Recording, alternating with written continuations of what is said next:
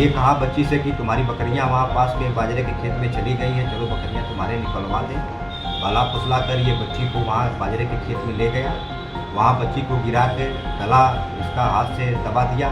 बच्ची अचेत हो गई, हाथ पांव चलाना बंद कर दी।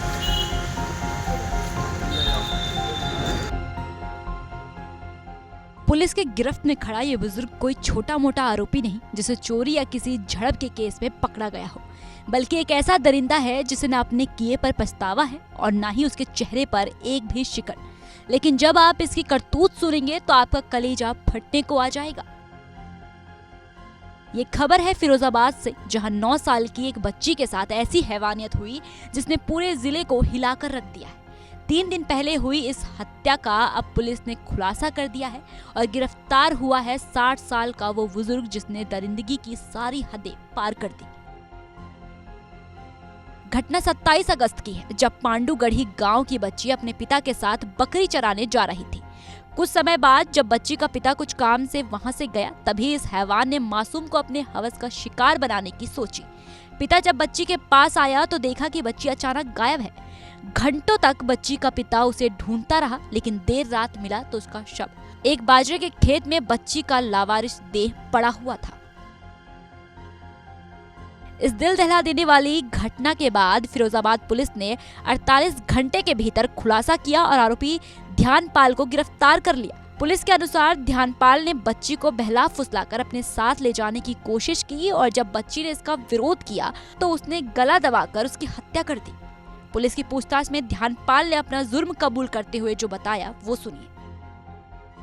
क्योंकि घटना के स्थल के आसपास कोई सीसीटीवी कैमरा नहीं था, तो इसमें टाइमिंग फिक्स करते हुए इसमें हम लोगों ने विवेचनात्मक कार्रवाई आगे बढ़ाई, जांच पड़ताल आगे बढ़ाई। इसमें कम से कम 10 से 15 लोगों का हम लोगों ने गांव के ही लोगों का बयान लिया, रास्ते से जो गुजरे थे उन लोगों का बयान लिया। जांच पड़ताल में और बयानों के आधार पर ये तथ्य प्रकाश में आया कि यही गढ़ी पांडे गांव का ही एक व्यक्ति ध्यानपाल उर्फ पप्पू, जो 55 साल लगभग इसकी उम्र है, जो भांग का सेवन भी करता है और बच्चों को टाफी, मिठाई और चॉकलेट आदि खिलाने की चेष्टा भी करता है। और कई बार ये बच्ची के पास जब वो बकरी चराने जाया करती थी, क्योंकि बच्ची डेली ही बकरी चराने जाती थी लगभग, तो ये बच्ची के पास कई बार बैठा हुआ देखा भी गया है। और जिस दिन घटना हुई थी उस दिन भी ये बच्ची के पास मोबाइल देखते और दिखाते हुए ये देखा गया है। इस सूचना पे इसकी तलाश की गई, ध्यानपाल उस पप्पू की ये मिला, इससे कड़ाई से पूछताछ की गई तो इसने पूरी घटना को किया जाना स्वीकार किया।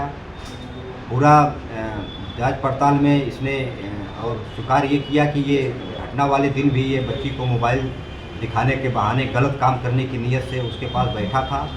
बच्ची ने इसका विरोध किया। बच्ची ने कहा कि मैं अपने माँ बाप को बता दूंगी, तुम डेली हमको परेशान करते हो।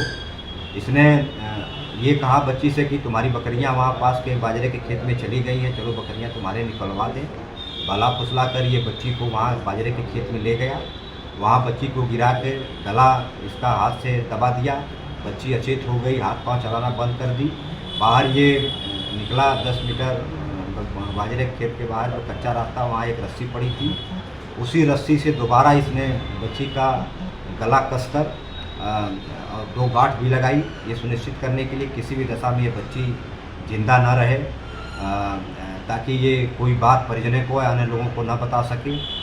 उसके बाद ये बच्ची का मोबाइल लेकर वहाँ से फरार हो गया और घर के पीछे जो कूड़ा है वहाँ मोबाइल तोड़ के इसने वहाँ फेंक दिया।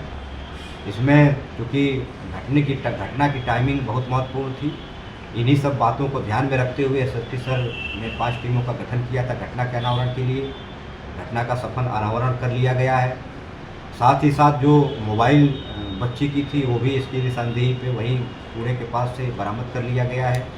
इसमें जो रस्सी मिली है बच्ची के गले में मिली थी, उसको हम लोग फोरेंसिक जांच पड़ताल के लिए भेज रहे हैं। इसमें डीएनए की कार्रवाई की जाएगी, डीएनए सैंपलिंग की। इसमें चूँकि 5 टीमों का गठन किया गया था घटना के अनावरण के लिए। यशवंत आरखी ने इसमें घटना के अनावरण के लिए विशेष भूमिका निभाई। पुलिस ने आरोपी की निशानदेही पर हत्या में प्रयुक्त रस्सी और बच्ची का मोबाइल भी बरामद किया है। आरोपी को गिरफ्तार कर लिया गया है और इस मामले की जांच जारी है।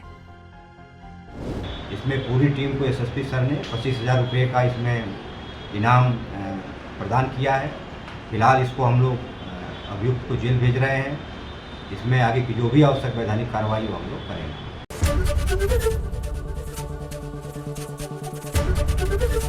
एबीपी गंगा, खबर आपकी, जुबान आपकी।